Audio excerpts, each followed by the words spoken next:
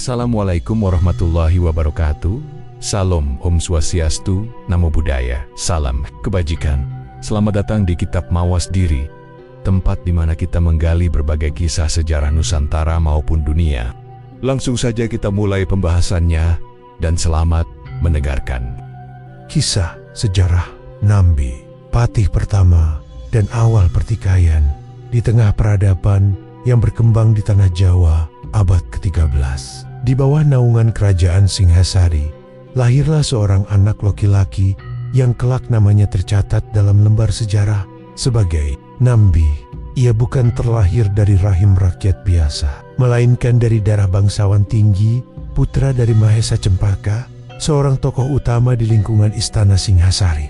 Mahesa Cempaka adalah pemimpin dari keluarga yang disegani, keturunan para pejabat tinggi yang berakar kuat dalam struktur pemerintahan dan militer kerajaan. Sejak kecil, Nambi telah dikelilingi oleh wibawa kekuasaan dan keharuman nama keluarganya. Ia tumbuh di lingkungan istana yang penuh dengan upacara, latihan militer, dan diskusi-diskusi politik. Anak-anak bangsawan lain menjadi teman sepermainannya, tetapi Nambi selalu tampak berbeda. Ia tidak hanya bermain, ia memperhatikan, mendengarkan, dan belajar dari setiap percakapan para tetua yang berbicara tentang strategi, politik, dan kebijaksanaan.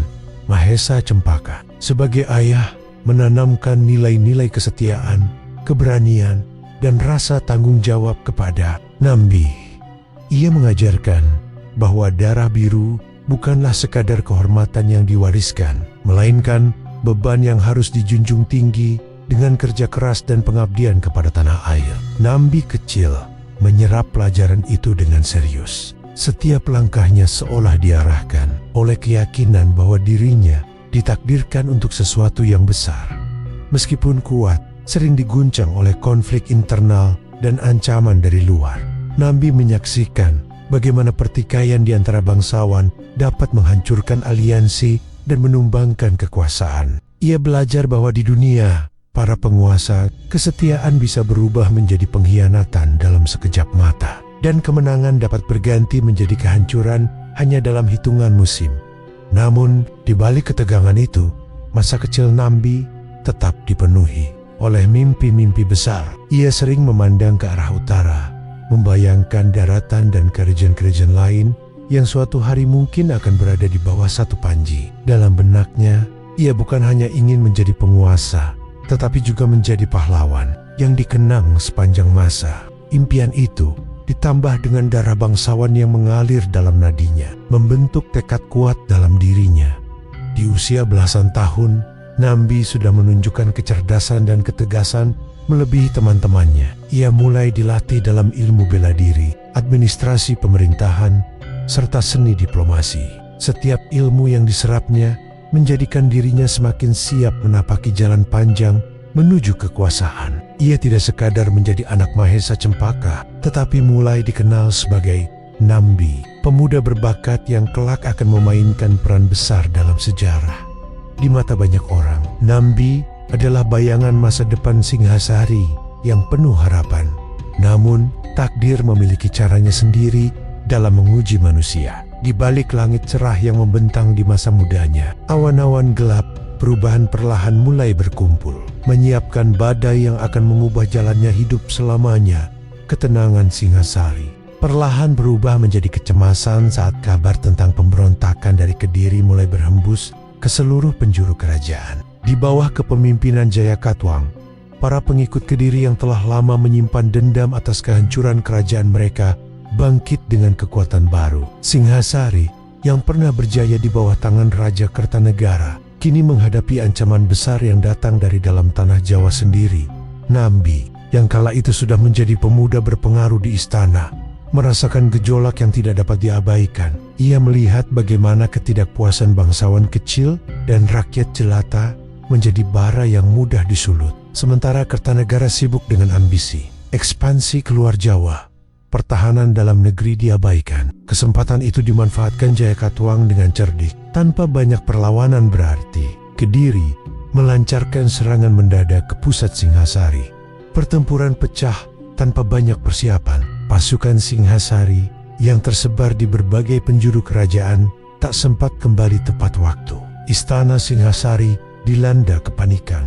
Nambi bersama para bangsawan muda lain menyaksikan sendiri betapa cepatnya kemegahan yang dibangun bertahan-tahan itu runtuh dalam hitungan hari. Raden Wijaya, menantu Kertanegara, segera mengambil inisiatif. Ia mengumpulkan para pengikut setia dan merencanakan pelarian untuk menyelamatkan darah bangsawan yang tersisa dalam malam yang kelam. Saat api membakar bagian-bagian istana, Nambi memilih tetap setia. Ia bergabung dengan Raden Wijaya, meninggalkan puing-puing Singhasari menuju hutan-hutan belantara yang belum tersentuh. Pelarian mereka bukan tanpa risiko. Setiap langkah penuh ancaman dari prajurit Kediri yang mengintai. Namun keberanian, kecerdikan, dan keyakinan menjadi bekal yang cukup untuk menghindari jerat kematian di dalam pelarian itu. Nambi mulai melihat sosok Raden Wijaya bukan sekadar sebagai bangsawan pewaris tahta, melainkan seorang pemimpin sejati. Mereka menyusuri hutan-hutan lebat, menyeberangi sungai-sungai, dan akhirnya menemukan tempat perlindungan di daerah hutan tarik, sebuah wilayah yang masih liar dan jarang dihuni. Disinilah, di antara pepohonan yang menjulang dan tanah yang belum dijamah, benih-benih kebangkitan baru mulai ditanam. Raden Wijaya, dengan restu dari Raja Mangel yang datang untuk menaklukkan Jawa, perlahan membangun permukiman baru yang kelak diberi nama Majapahit. Nambi menjadi salah satu sosok utama yang membantunya dalam penyusunan rencana, diplomasi, dan perekrutan orang-orang setia. Mereka tahu, untuk membalas dendam atas kehancuran Singhasari, mereka membutuhkan lebih dari sekadar semangat. Mereka memerlukan kekuatan nyata dalam malam-malam panjang di tanah baru itu. Nambi sering duduk termenung, menatap langit gelap tanpa bintang, mengingat kembali kemegahan Singhasari yang kini tinggal kenangan. Ia bersumpah dalam hatinya bahwa kehancuran ini bukanlah akhir. Dalam jiwanya, api perjuangan baru menyala. Majapahit harus bangkit, lebih besar, lebih kuat, dan lebih abadi daripada Singhasari yang telah jatuh. Di tengah tanah hutan tarik yang baru dibuka, Majapahit perlahan mulai menunjukkan bentuknya. Para pengikut Raden Wijaya yang setia bertahan dari pelarian panjang mulai membangun pondasi sebuah kota. Raden Wijaya dengan ketajaman visinya memahami bahwa untuk menghidupkan kembali kejayaan yang hilang, ia harus mendirikan sebuah kerajaan yang bukan hanya kuat secara militer, tetapi juga terorganisir dengan baik. Dalam momen-momen genting itulah, Nambi mengambil peran penting di sisinya sebagai pemuda berbakat yang telah menemaninya dalam suka dan duka. Nambi dipercaya untuk memegang jabatan tinggi dalam pemerintahan. Ia diangkat sebagai Patih Amangkubumi pertama, seorang pejabat yang bertanggung jawab atas urusan pemerintahan sehari-hari, penghubung antara raja dan rakyat, serta tangan kanan dalam perencanaan kebijakan besar. Bagi Nambi, penunjukan ini bukan hanya sebuah kehormatan, tetapi juga penegasan bahwa dirinya menjadi bagian dari inti kekuasaan baru yang tengah dibangun di bawah bimbingan Raden Wijaya. Nambi mulai menyusun struktur pemerintahan, pembagian wilayah, menunjuk pejabat-pejabat daerah, dan mengawasi pembangunan sistem pertanian yang menjadi sumber kehidupan Majapahit. Dengan ketegasan dan kecerdikannya, ia mampu mengorganisir sumber daya yang terbatas di tangan Nambi. Majapahit mulai bertransformasi dari sebuah permukiman sederhana menjadi pusat kekuasaan yang diperhitungkan. Namun, di balik semua itu, Nambi menyadari bahwa Majapahit belum aman sepenuhnya. Ancaman dari luar masih mengintai, dan luka lama akibat runtuhnya Singhasari belum sepenuhnya sembuh. Ia bekerja tanpa henti, mengatur siasat diplomasi dengan para adipati sekitar, memperkuat pertahanan, dan merancang aliansi politik. Bagi Nambi, Majapahit bukan hanya kerajaan baru, melainkan simbol harapan baru bagi seluruh tanah Jawa. Penobatan resmi Raden Wijaya sebagai Kertarajasa Jayawardana menjadi puncak dari perjuangan panjang itu. Dalam upacara penuh hikmat di antara suara gamelan dan doa-doa suci, Raden Wijaya memproklamirkan berdirinya kerajaan Majapahit. Nambi berdiri di sisi rajanya, menyaksikan peristiwa bersejarah yang akan mengubah perjalanan Nusantara untuk selamanya. Ia merasa seluruh pengorbanan, pelarian, dan kerja kerasnya terbayar dengan tuntas. Namun dalam hatinya, Nambi juga mulai merasakan bayangan beban yang besar. Sebagai Patih Amangkubumi, ia harus menjaga keseimbangan di antara berbagai kepentingan. Para bangsawan lama yang merasa berhak atas kekuasaan, para prajurit yang menginginkan penghargaan, rakyat yang mendambakan kemakmuran, dan musuh-musuh lama yang sewaktu-waktu bisa menyerang. Tugas itu menuntut lebih dari sekadar kecerdasan. Dibutuhkan keteguhan hati dan kewaspadaan yang tiada henti.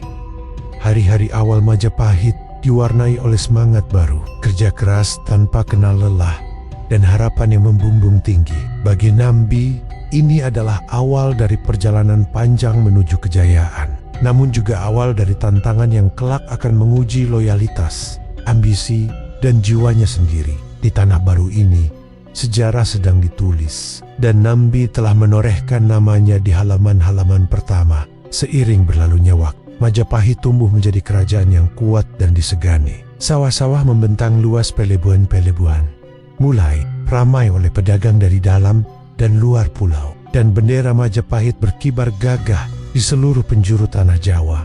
Di balik keberhasilan ini, peran Nambi sebagai Patih Amangkubumi begitu besar. Ia mengatur roda pemerintahan, menjaga kestabilan ekonomi, dan mengamankan wilayah kerajaan dari gangguan luar. Namun, di tengah kejayaan yang sedang diraih, benih-benih ketegangan mulai tumbuh di antara para pejabat tinggi istana.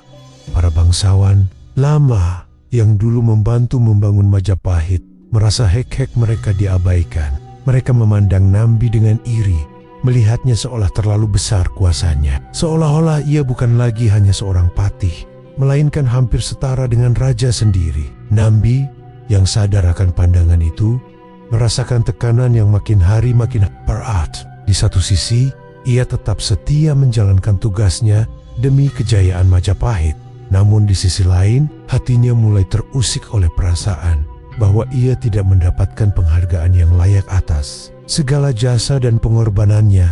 Nambi mulai mempertanyakan beberapa keputusan Raden Wijaya. Mengapa pejabat-pejabat baru yang tidak ikut berjuang sejak awal kini mendapatkan posisi penting? Mengapa sebagian hak istimewa para pendiri Majapahit justru dikurangi? Bisikan-bisikan halus dari beberapa pejabat yang tidak puas pun semakin memperkeruh pikirannya. Sedikit demi sedikit, kesombongan yang dulu terkendali oleh kesetiaan mulai merambat dalam hatinya. Ia merasa bahwa tanpa dirinya, Majapahit tidak akan pernah berdiri seperti sekarang. Ia mulai melihat dirinya bukan sekadar tangan kanan raja, melainkan pilar utama yang menopang kejayaan kerajaan di mata Raden Wijaya. Perubahan sikap Nambi tidak luput dari perhatian. Sang raja, meskipun tetap menghormati jasa-jasa patinya, mulai merasakan bahwa kesetiaan Nambi tidak lagi murni seperti dahulu. Beberapa keputusan yang biasanya dijalankan dengan cepat kini kerap dipertanyakan. Beberapa kebijakan kerajaan justru mendapatkan perlawanan halus dari pihak dalam, dan jejaknya sering mengarah kepada lingkaran Nambi. Malam-malam di istana Majapahit menjadi lebih sunyi, penuh dengan bisikan-bisikan yang tidak terdengar di siang hari. Kecurigaan mulai berkembang di antara para pejabat, membelah istana menjadi kelompok-kelompok kecil yang saling mengamati. Di tengah ketegangan ini, Nambi terus berusaha menjaga wibawa dan perannya. Namun, dalam hatinya ia mulai bertarung dengan perasaan yang semakin rumit antara kesetiaan pada raja yang dulu ia bela dengan darah dan air mata, dan ambisi dalam dirinya yang menuntut pengakuan lebih. Majapahit berdiri kokoh di luar, tetapi di dalam, retakan-retakan halus mulai merayap di fondasinya. Dan di antara retakan-retakan itu, Nambi berdiri, seorang patih agung yang dihadapkan pada ujian kesetiaan paling berat dalam hidupnya. Kekuasaan Majapahit semakin berkembang, namun di balik kejayaannya, ketegangan politik di istana semakin mencuat. Beberapa pihak yang merasa tersisih oleh kedekatan Nambi dengan Raden Wijaya mulai menabur benih kebencian dan kecurigaan. Mereka yang iri terhadap pengaruh Nambi berusaha menutupinya dengan intrik yang licik, menebar fitnah untuk merusak citra sang patih yang selama ini dihormati. di ruang-ruang istana yang sunyi, para lawan politik Nambi mulai bergerak. Bisikan-bisikan tersebar, mengaitkan Nambi dengan berbagai tuduhan yang merusak nama baiknya. Surat-surat palsu yang menggambarkan konspirasi seolah-olah direncanakan oleh Nambi untuk meruntuhkan kekuasaan Raden Wijaya mulai ditemukan di berbagai sudut kerajaan. Surat-surat ini ditulis dengan cermat, seolah-olah berasal dari pihak-pihak yang ingin menggulingkan raja dan bahkan mengarah pada pengkhianatan besar yang direncanakan oleh orang-orang terdekat sang raja. Nambi yang selama ini mengabdi dengan tulus mulai merasakan perubahan dalam sikap Raden Wijaya. Raja yang dulu sangat mempercayainya kini mulai menunjukkan keraguan yang tidak pernah ada sebelumnya. Beberapa kali Raden Wijaya memanggilnya ke istana untuk mendengarkan penjelasan atas tuduhan-tuduhan yang tak pernah ia dengar sebelumnya. Setiap kali Nambi menanggapi dengan tegas, menyangkal segala fitnah yang diarahkan padanya. Tetapi semakin sering ia dipanggil, semakin dalam luka di hatinya. Ia merasa ada yang tidak beres, dan ketegangan antara mereka berdua semakin nyata. Para pembisik yang memiliki kepentingan pribadi di istana semakin gencar menabur kebohongan. Mereka menyatakan bahwa Nambi telah menjalin hubungan dengan musuh-musuh kerajaan, bahwa ia berencana untuk mengambil alih kekuasaan dan menggulingkan Raden.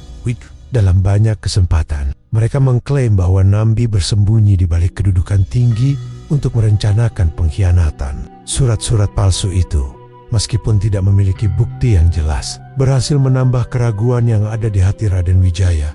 Nambi yang selama ini begitu setia merasakan kepedihan yang mendalam. Ia merasa seolah-olah berada di ujung jurang, dihadapkan pada kenyataan bahwa orang-orang yang ia anggap sebagai sahabat dan sekutu malah menilai dirinya dengan kecurigaan. Intrik istana ini tidak hanya mengancam kedudukannya, tetapi juga mengancam seluruh usaha yang telah mereka bangun bersama. Namun, Nambi tetap tenang, meskipun perasaannya mulai terombang-ambing. Ia tahu bahwa untuk membuktikan kesetiaannya harus tetap teguh dan tidak terbawa arus fitnah. Namun, di sisi lain, benih ketidakpercayaan yang tumbuh di hati Raden Wijaya semakin sulit untuk dibendung. Sebuah ujian besar sedang menantinya, dan ia tahu bahwa di balik kabut fitnah yang menyesakkan ini, ada lebih banyak bahaya yang mengintai. Puncak ketegangan yang membayang di istana Majapahit akhirnya meledak. Tuduhan terhadap Nambi semakin keras dan tak terbantahkan. Sebelumnya hanya berupa bisikan dan surat-surat palsu, kini tuduhan itu disuarakan di depan Raden Wijaya dan para pejabat istana. Nambi yang selama ini setia dan berjuang bersama sang raja, akhirnya dicap sebagai pengkhianat. Dalam sebuah sidang yang dipenuhi ketegangan, Nambi dituduh merencanakan pemberontakan besar terhadap Raden Wijaya. Rasa terhina menghujam dalam diri Nambi. Selama ini ia selalu mengabdi dengan tulus, namun kini ia dianggap sebagai musuh terbesar kerajaan. Dalam kebingungannya, ia merasa dikhianati oleh sistem yang telah ia bantu bangun. Pemberontakan yang dituduhkan padanya adalah sebuah rencana yang tak pernah ada. Namun, tuduhan itu datang dari para pembisik yang telah lama menunggu kesempatan untuk menjatuhkan nama baiknya. Mereka yang merasa terancam oleh pengaruhnya di istana, kini menemukan kesempatan emas untuk meruntuhkan Nambi. Dengan hati yang penuh amarah dan rasa sakit, Nambi memutuskan untuk menarik diri. Ia tak ingin memperburuk keadaan dengan menantang langsung Raden Wijaya. Maka, dengan langkah yang penuh perhitungan, Nambi meninggalkan istana Majapahit menuju Lumajang, sebuah wilayah yang masih dikuasai oleh loyalis-loyalisnya. Di sana, ia mulai mengumpulkan pasukan dan memperkuat barisan. Keputusan untuk mundur bukanlah bentuk kekalahan, tetapi sebuah langkah strategis untuk bertahan dan menunggu kesempatan yang lebih baik. Lumajang menjadi markas baru bagi Nambi, tempat ia menyusun kembali kekuatannya yang sempat runtuh. Ia mendirikan benteng pertahanan yang kokoh, menghubungi para panglima perang yang setia, dan mulai membangun jaringan untuk mendapatkan dukungan dari luar Majapahit. Dalam hatinya, Nambi tahu bahwa pemberontakan besar yang dituduhkan padanya bukanlah keinginannya. Namun, dengan setiap langkah yang diambil, ia merasa semakin jauh dari Raden Wijaya, sang sahabat lama yang kini menjadi musuh. Sementara itu, di Majapahit, ketegangan semakin meningkat. Raden Wijaya yang awalnya enggan mempercayai tuduhan terhadap Nambi, kini semakin dirundung keraguan. Walau masih mencintai Nambi sebagai sahabat, ada rasa khawatir yang tumbuh dalam dirinya. Apa yang terjadi di Lumajang? Apakah Nambi benar-benar merencanakan pemberontakan? Ataukah ini semua hanya fitnah yang dipelintir oleh mereka yang ingin melihat keruntuhan Majapahit? Perasaan Raden Wijaya pun mulai terbelah. Di satu sisi, ia merasa terkhianati oleh orang yang pernah begitu dekat dengannya. Di sisi lain, ia merasa cemas tentang apakah langkah yang diambilnya sudah benar. Ketegangan antara bekas sahabat lama ini semakin membara, dan kedua belah pihak kini berada pada titik yang tak dapat kembali. Sebuah pemberontakan terpendam, baik dari pihak Nambi yang merasa teraniaya, maupun dari istana yang mulai meragukan loyalitasnya, kini berada di ujung tanduk. Pertempuran antara pasukan Majapahit dan barisan Nambi akhirnya tak dapat dielakkan. Meski Nambi telah berusaha memperkuat kekuatannya di Lumajang, kekuatan dan strategi pasukan Majapahit yang dipimpin oleh Raden Wijaya sendiri jauh lebih unggul. Pertempuran yang terjadi penuh dengan kepahitan karena kedua belah pihak pernah berdiri berdampingan membangun kerajaan yang sama di medan perang. Nambi berjuang dengan segenap kekuatan, namun takdir berkata lain. Pasukannya yang terpecah dan terbebani rasa ragu akhirnya kalah. Nambi yang dulu begitu dihormati, kini terjatuh dalam kepungan musuh. Pada saat yang paling genting, ketika kemenangan sudah di depan mata bagi pasukan Majapahit, Nambi akhirnya tumbang di medan pertempuran. Kematian Nambi menjadi sebuah tragedi besar yang mengguncang Majapahit. Ia yang dulu setia berjuang demi kejayaan kerajaan, kini menjadi simbol dari pengkhianatan yang berujung pada kehancuran dirinya sendiri. Kisah hidupnya adalah sebuah cermin dari ambisi yang tak terkontrol, dan bagaimana kesetiaan bisa berubah menjadi kehormatan yang hilang hanya karena sebuah fitnah. Nambi telah membayar harga tertinggi kehilangan segalanya, termasuk hidupnya di tengah perseteruan yang tak pernah ia kehendaki. Raden Wijaya, meski tak dapat menghindari pertempuran ini, merasakan duka mendalam atas kematian sahabatnya. Dalam hatinya, ia menyadari bahwa Nambi bukan hanya korban dari intrik politik, tetapi juga korban dari ambisi yang tak dapat dihentikan, baik dari pihaknya maupun pihak lawannya. Sang patih yang setia kini tinggal menjadi kenangan, sebuah kisah tragis yang akan dikenang sepanjang sejarah Majapahit. Kematian Nambi meninggalkan bekas yang dalam di hati Majapahit. Sebagai patih pertama yang berjasa besar dalam mendirikan kerajaan, ia dikenang dengan rasa hormat namun juga dengan kesedihan. Nambi bukan hanya simbol keberanian dan kecerdikan, tetapi juga peringatan pahit tentang bagaimana ambisi dan politik bisa merusak hubungan yang paling erat sekalipun. Sejarah mencatatnya sebagai sosok yang setia, tetapi akhirnya terjerat dalam jaring intrik dan fitnah yang menimpa dirinya. Raden Wijaya, meskipun tetap menjadi raja yang dihormati, tidak dapat menghapus rasa sesal yang menghinggapi dirinya setelah kematian sahabatnya itu. Ia menyadari bahwa keputusan-keputusan yang diambil dengan hati penuh keraguan telah mengarah pada tragedi yang tak dapat diperbaiki. Perasaan cemas dan penyesalan menghantui hari Herinia dan Majapahit. Meskipun terus berkembang, tak bisa menghapus luka yang ditinggalkan oleh perpecahan internal yang memuncak dengan kematian Nambi. Namun, meski begitu, warisan Nambi tetap hidup dalam ingatan rakyat. Ia dikenang sebagai patih yang telah membangun dasar-dasar pemerintahan yang kokoh. Seorang pemimpin yang memiliki visi jauh ke depan dalam membangun kerajaan. Di sisi lain, cerita hidupnya menjadi pelajaran berharga bagi generasi berikutnya, bahwa dalam kejayaan yang gemilang, seringkali benih-benih kehancuran sudah mulai tumbuh.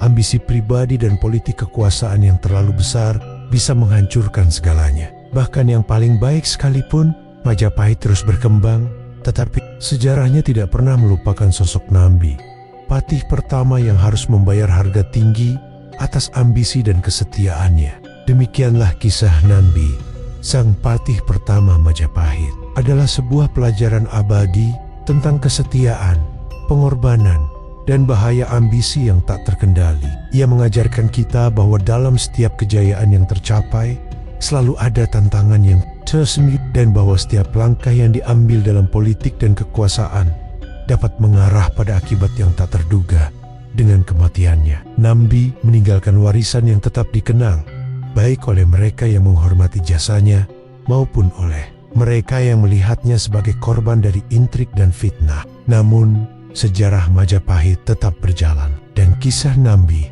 akan terus hidup dalam ingatan kita sebagai peringatan bahwa kehormatan, kesetiaan, dan ambisi seringkali bersaing dalam kisah-kisah besar yang mengukir sejarah. Semoga perjalanan hidupnya memberi kita wawasan untuk lebih bijaksana dalam menghadapi pilihan-pilihan kita dan mengingatkan kita akan pentingnya integritas di dalam setiap langkah kehidupan.